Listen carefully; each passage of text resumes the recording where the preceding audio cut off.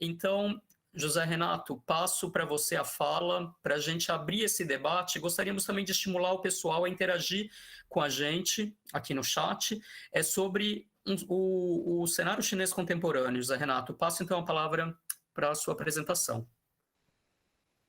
Bem, deixa eu só organizar aqui para não ficar caindo. Bem, vamos lá.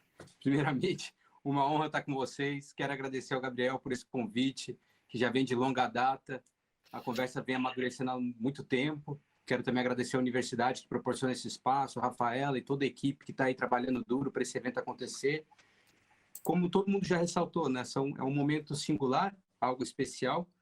Quero aproveitar também essa oportunidade e destacar aqui todo o meu repúdio ao ato que ocorreu de violência no Rio de Janeiro contra o consulado da China. Isso é um gesto que não nos representa, não representa a tradição do povo brasileiro de violência. E acredito que isso é uma marca do momento que a gente está vivendo, o quanto há de contradições em nossa sociedade que precisam ser repensados. Então, deixo aqui a minha emoção, meu manifesto contrário a qualquer violência que tenha ocorrido. E espero que as autoridades ajam de forma rápida. E, já para não delongar muito, também vou passar já para a minha palestra. Agora, eu não sei como é que está o slide. Você pode passar para mim, porque como eu estou no telefone, eu não consigo aqui operar os slides. Quem está manuseando é a Larissa, Zé Renato, então você vai avisando à medida que você quer que mude a lâmina, tá? Agradeço. Então, para começar, eu acho que o crucial aqui é sinalizar que a minha discussão vai tentar pautar o que a China pensa sobre a questão dos desafios do seu multilateralismo. Então, como que a China se pauta nessa questão? Então, não vou desenhar muito como está o cenário, mas como que de dentro para fora a China constrói esse processo, com base no seu planejamento político e na sua estrutura. Então, por favor, o segundo slide já. Aqui, meu breve resumo, acho que eu estendi demais, você pode passar para o próximo slide. Então, é crucial entender que a China, para esse novo momento que ela vive, esse novo desafio do multilateralismo, ela se pauta na sustentabilidade. E por que ela se pauta na sustentabilidade? Para o próximo slide, por favor. Fica claro que a pandemia do Covid-19 intensificou essa discussão no mundo do que é a sustentabilidade. Porque o ser humano finalmente se deparou com um problema que é inegável, que é natural, que é um vírus. O vírus é a natureza nos atacando, e de forma coletiva. Então, do Brasil à China, ou seja, na circunferência do globo, todo mundo está sendo afetado, de forma muito agressiva. Muitos morrendo, outros se hospitalizando, o mercado colapsando. Então, é indiscutível que a natureza tem um poder muito grande sobre a vida humana no globo. E essa grave consequência que nos afeta tanto numa crise sanitária quanto numa crise econômica só pode ser superado numa dinâmica coletiva. Então, entendendo esse conceito, a China passou a assumir uma nova postura. No próximo slide, por favor. Essa postura vem se construindo dentro de um processo das últimas 3, 4 décadas, que são uma série de acordos internacionais ou discussões internacionais sobre a questão ambiental. Então, aqui eu ponho para vocês, só para ilustrar o quanto nós já estamos debatendo a questão ambiental no mundo. E a China sempre esteve presente, ela sempre participou desses espaços. Por quê? Porque faz parte da preocupação dela também, porque isso nos afeta a todos. O próximo slide, por favor. E se você reparou no final, por favor, só volta no anterior, só para eu fazer uma ressalva. Se você reparar no final dessa linha do tempo, tem um destaque que é crucial, que é esse destaque da agenda, por favor, o anterior. Obrigado. Nesse slide anterior, quando você olha ali 2015, nós estamos falando do Acordo de Paris, que dá vazão ao SDGs, que são os goals de sustentabilidade, né? Então, o desenvolvimento sustentável, ele estabelece goals. Esses objetivos, eles são o que a gente define como as agendas de 2030. A China incorpora isso para sua administração. Então, isso é crucial você observar agora. Então, o Acordo de Paris mesmo foi firmado dentro de um contexto onde precisávamos ter metas mais agressivas para poder evitar o aquecimento global, e nós não chegamos nem perto dessa meta agressiva que era preciso para evitar o aquecimento global. Foi muito, muito baixo. A gente ficou com 5% praticamente de redução, e que depois passou por todo aquele debate que o Trump acabou saindo da discussão e outras nações acabaram saindo da discussão. Então ficou isolado. Essa agenda de 2030, ela ficou isolada, ela ficou capenga, ela ficou com algumas nações importantes fora da discussão. E começou-se a questionar também se havia um aquecimento global ou não. Então começou a planificação do planeta Terra, né? Começou a acreditar que a Terra era plana e que o aquecimento global era uma invenção.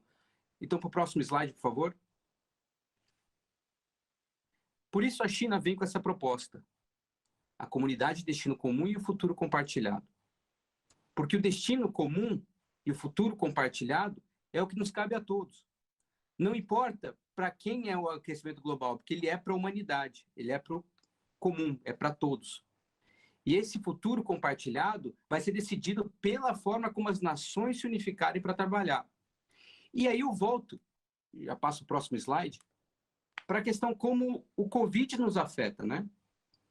Esse desastre que vem se desenhando ao longo das décadas, que ele é ambiental, ele é climático, ele é resultado de um hiperconsumismo, é uma exploração de recursos de forma absurda, de uma forma irracional. Ela só consome, consome, consome e gera lixo. Os mares estão cheios de plástico, os recursos naturais estão se esgotando. Então, implementar uma prática sustentável é crucial para o século XXI. É uma nova forma de sociabilizar, de criar. É preciso criar uma tecnologia mundial onde haja um debate entre as nações para poder minimizar esse desgaste. E para o próximo slide, por favor. Então, é quando esse vírus nos desperta para a realidade disso. O vírus em si é uma realidade onde não podemos só num país isolar. Por exemplo, a China hoje já alcançou Covid-0.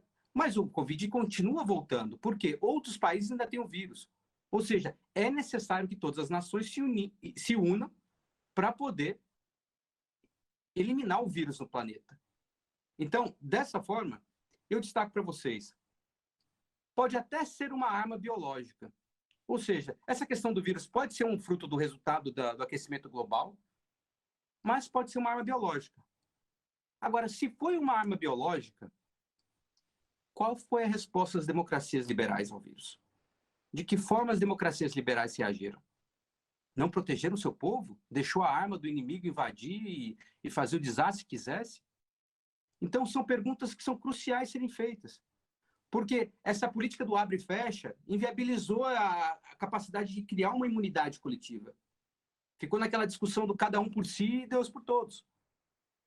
Então, mais uma vez, se foi uma arma biológica, de que forma estamos nos protegendo? No próximo slide, por favor.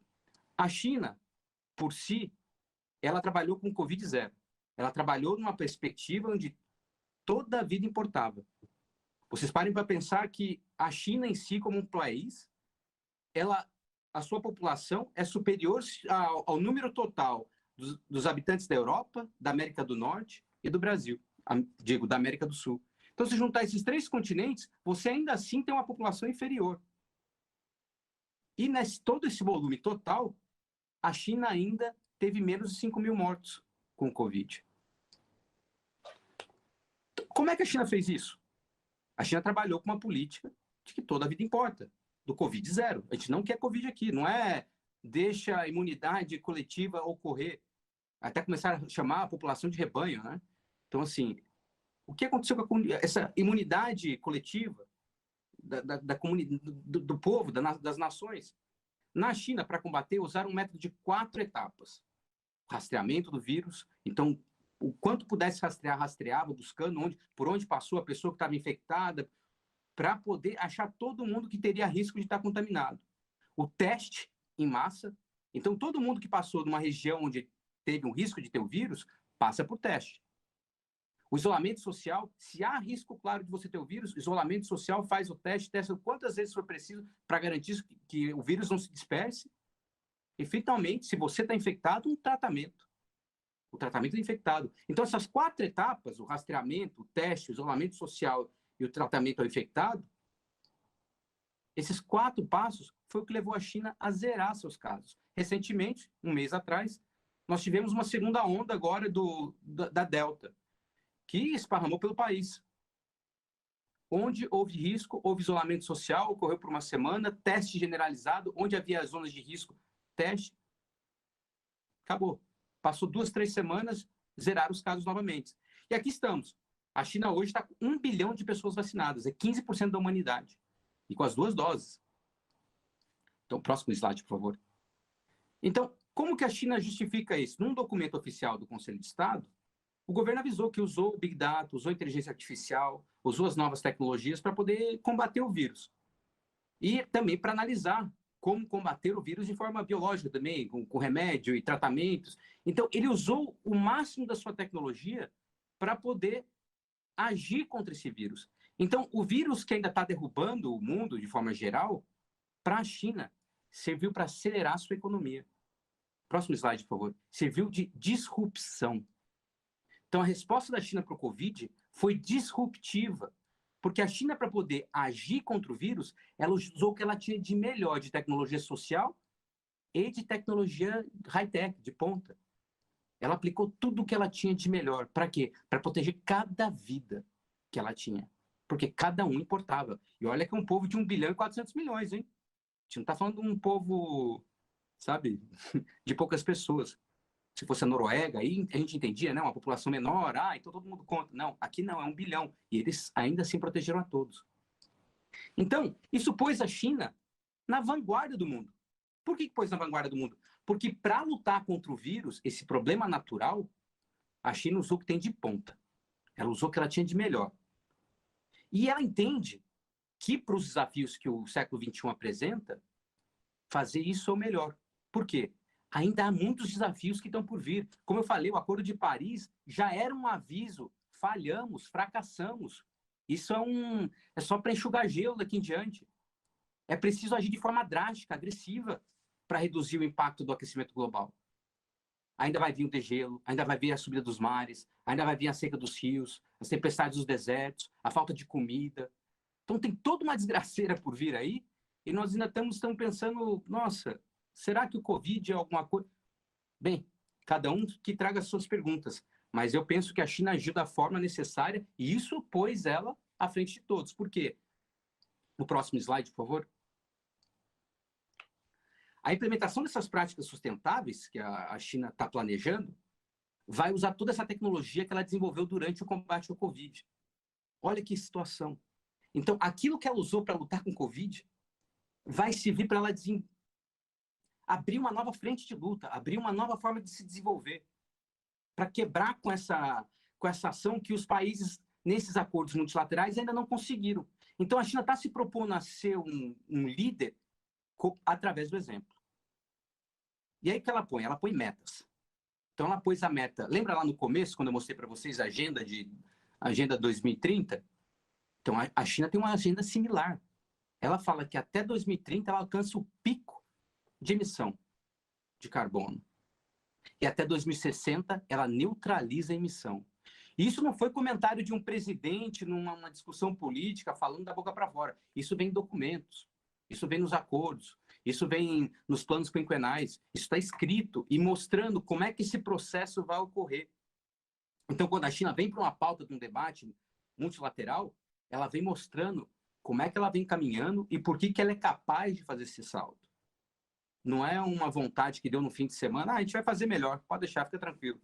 Não, não é uma ameaça nem uma promessa eleitoral. E isso se desenha claro quando ela apresenta para 2035 a modernização do socialismo. O que seria isso? Desenvolvimento social, econômico e tecnológico para poder alcançar um novo processo de desenvolvimento, onde é possível abandonar essas emissões, onde é possível fazer essa quebra. Aquele pico que vai ser alcançado em 2030, até 2035, eles pretendem modernizar o país a um ponto que é possível caminhar até 2060 neutro. Então, não é para só em 2060 alcançar, é para até 2060 trabalhar da melhor forma possível para alcançar da forma mais rápida possível. Mas a meta é 2060. A China sempre estabelece metas. E por mais que ela fracasse, ela não desiste, ela não para. Isso vai para a BRICS, isso vai para a RCEP, isso vai para... Seja, escolha o acordo multilateral, é assim que ela segue. Então, existe uma proposta que Xi Jinping desenhou recentemente, que é chamado a nova filosofia do desenvolvimento. O novo desenvolvimento, vamos chamar assim. Então, o Xi Jinping já está desenhando uma visão de como desenvolver daqui em diante, enfrentando essa questão. Aquela frase mesmo que eu falei do futuro compartilhado, ela é do Hu Jintao, que foi do período lá dos grandes acordos. Então, ou seja, isso vem passando, é transgeracional. A China já está observando esse fenômeno. Ah, mas a China é um dos grandes poluidores do mundo. Sim, e ela encara essa situação, ela sabe disso.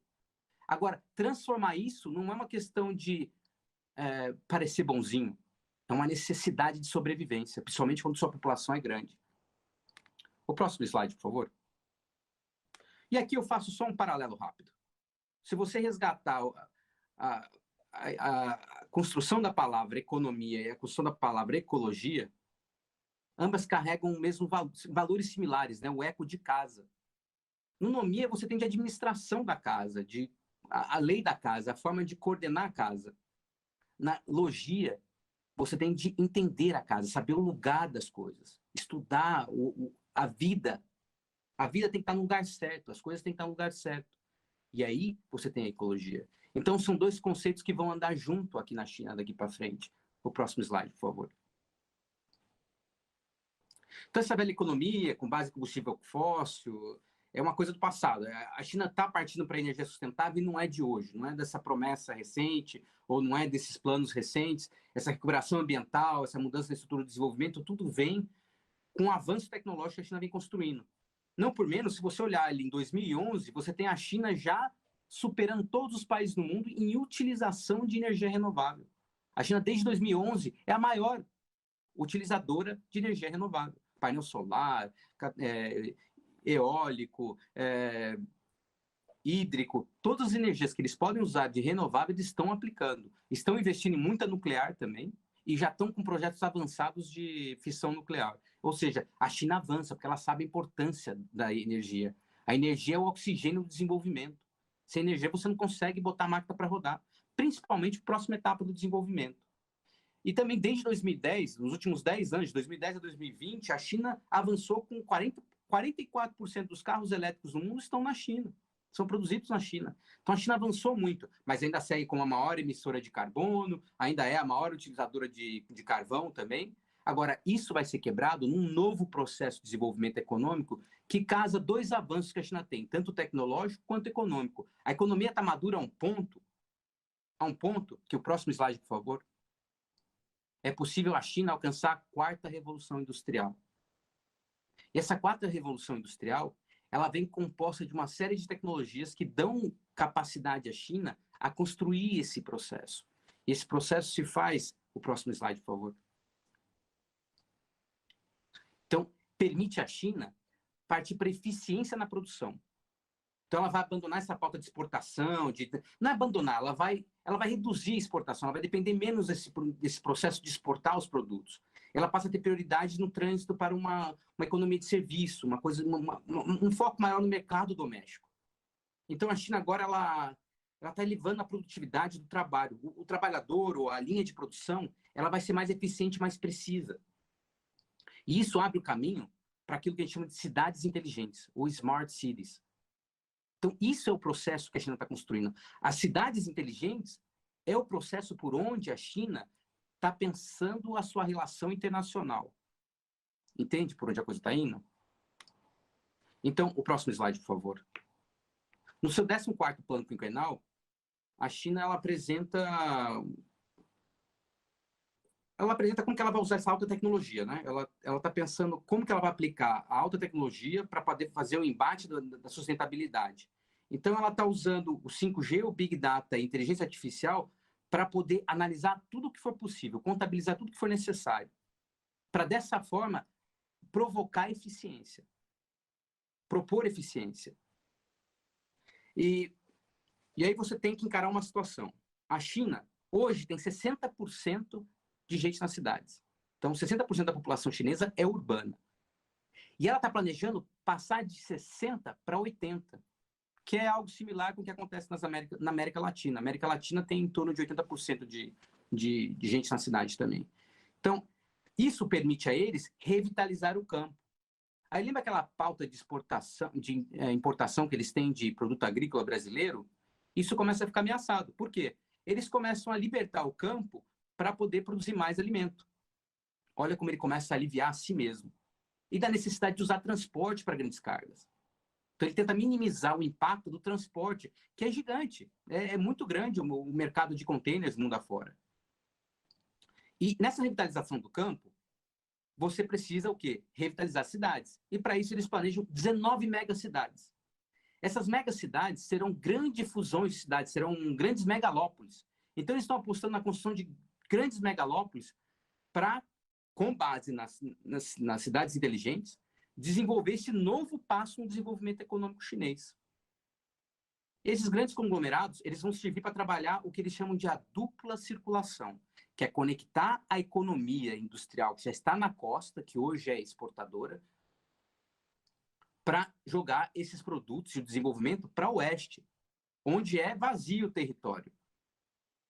Deserto, as montanhas, ou pouco habitado.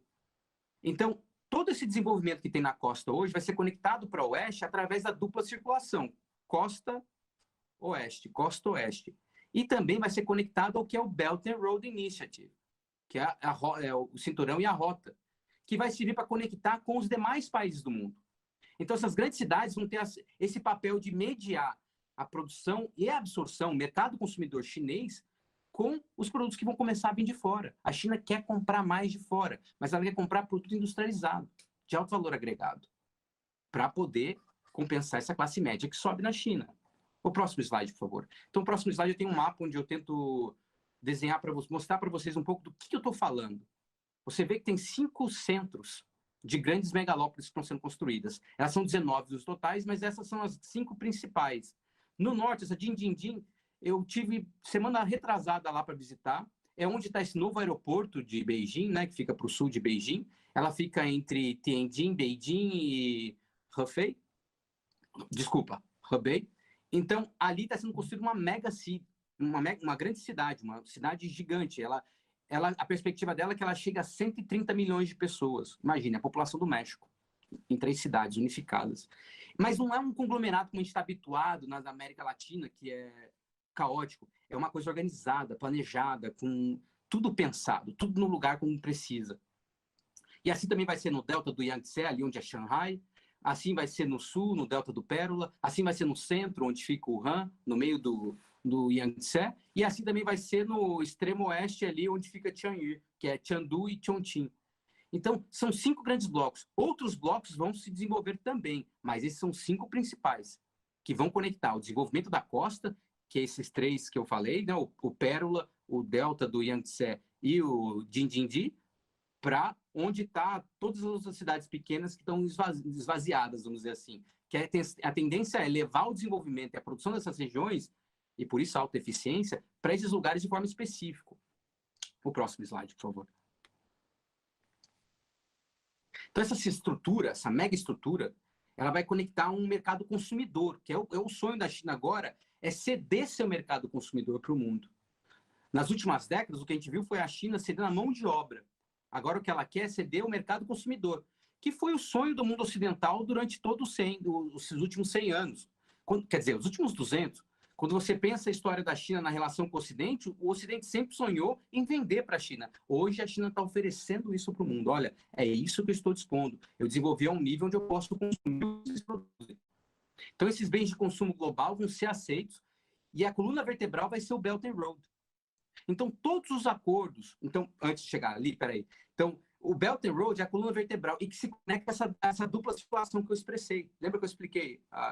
Então, a dupla circulação, na verdade, ela é costa-cidades, o costa-oeste, então sai da costa e vai para o oeste, e também de fora para dentro. Por isso, dupla circulação, porque ele circula de fora para dentro e de dentro da costa para o centro do país, ou para o oeste do país. Não sei se eu fiquei confuso, mas é essa a ideia da dupla circulação, fora e dentro. E aí, o Belt and Road ele serve de coluna vertebral.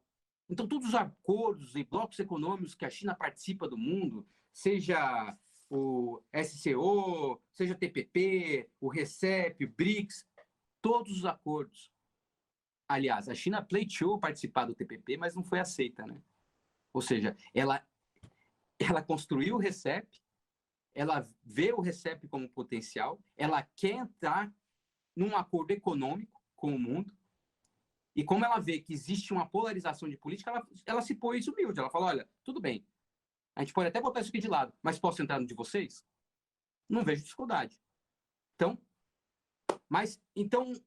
aí que tá. O Belt and Road é a coluna para tudo. O que ela quer é criar essa diversidade, essa conexão no mercado global. Para quê? Para ela dispor dessa tecnologia que ela está avançando, essa tecnologia que é social, que é de produção, para poder compartilhar com o mundo o que ela consegue produzir, o que ela consegue construir e consumir do mundo o melhor que o mundo tem para oferecer também. Então, ela se põe à disposição. E aí, os BRICS, com o NDB, o Banco dos BRICS, né, volta à tona. Eu acho que o Stunco já deixou claro aí como existem novos membros agora no banco, o banco toma um novo papel, e esse banco tem tido uma linha especial de investimento só para fundos verdes, só para investimentos em infraestrutura de sustentabilidade. Assim também tem sido a AIIB, esse banco que é o banco do Belt and Road, tem também trabalhado com uma fonte de renda só para poder financiar projetos também sustentáveis. Ou seja, a China vem com essa pauta de sustentabilidade como central, isso para energias renováveis e outras demandas. Então, o próximo slide, por favor. Isso é para deixar claro que a política externa da China é focada em economia. A China não tem uma pauta bélica, a China não tem uma pauta diversa. A pauta da China é econômica. Ela entende que o único jeito de manter relação com o mundo é comercial, e assim tem sido a sua tradição milenar. É de troca. No ápice do desenvolvimento histórico da China, também como o Stunkel resgatou aí, a questão de como a China sempre teve no ápice, assim como a Índia, sempre foram grandes nações desenvolvidas do mundo, e estão voltando ao seu papel, o papel delas, elas entendem que sempre foi econômico. Os portugueses, quando chegam no Brasil, eles vêm procurando a Índia e acabam chegando na China. Por quê? Porque ali tinha uma produção que a Europa ainda não produzia. E eles vieram comprar na Ásia. Então, esse é o papel que a China se dispõe, mais uma vez. Então, o princípio central da China é de não intervenção. Ela não intervém em relações internas de outros países. Tanto que, seja quem for o líder do país, ela vai dialogar. Por quê? Cada país tem sua autonomia e soberania.